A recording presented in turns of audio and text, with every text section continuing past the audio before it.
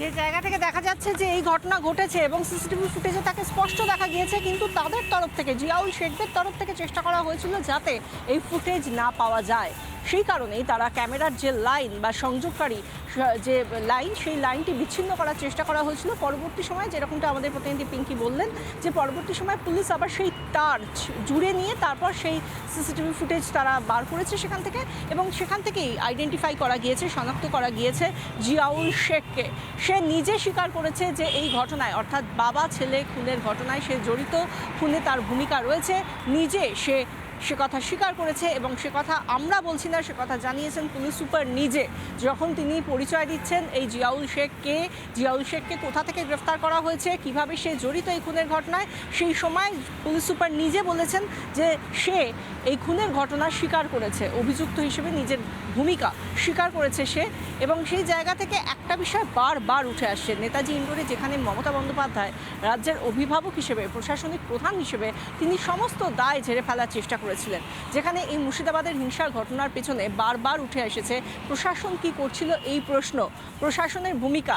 এতদিন ধরে মুর্শিদাবাদের বিভিন্ন জায়গায় যেখানে আগুন জ্বলল, হিংসার তাণ্ডব দেখা গেল, সেই জায়গা থেকে প্রশাসন কেন কোনো রকমভাবে রাশ টানল না? তখন যখন এই প্রশ্নের মুখোমুখি হয়েছেন মমতা বন্দ্যোপাধ্যায়, বারংবার সেই জায়গা থেকে তিনি রীতিমতো সোচ্চারে বলেছেন যে এই ঘটনার পেছনে বহিরাগতরা দায়ী, এবং সেক্ষেত্রে বিএসএফের কাঁধে সমস্ত দায়ভার সরিয়ে দিয়েছেন তিনি, এবং নিজের প্রশাসন কোনো রকম দায় নেবে না, কারণ এটা তাদের দায় নয়।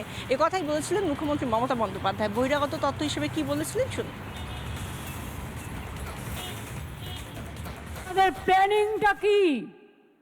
কোন এজেন্সির মাধ্যমে ওখান থেকে লোক নিয়ে এসে দাঙ্গা করা? কালকে আমি একটা এএনআই টুইট দেখলাম, হোম মিনিস্ট্রি সোর্সকে কোট করে বলেছে এইরকম করেই ওরা দেয়। তাকে আমি দোষ দিচ্ছি না, इसमें बांग्लादेश का हाथ है। अगर हाथ है तो इसको जमींदारी तो सेंट्रल गवर्नमेंट का है कि बीएसएफ बॉर्डर संभालते हैं, हम नहीं संभालते हैं। ये अधिकार हमारा पास नहीं है। स्टेट गवर्नमेंट का पास बॉर्डर संभालने का अधिकार नहीं है। तो आपने क्यों अलाउ किया? क्यों बीजेपी का बाहर से आदमी आके आप गड़बड़ करके भाग गया? कोई फेद आपको देना पड़ेगा।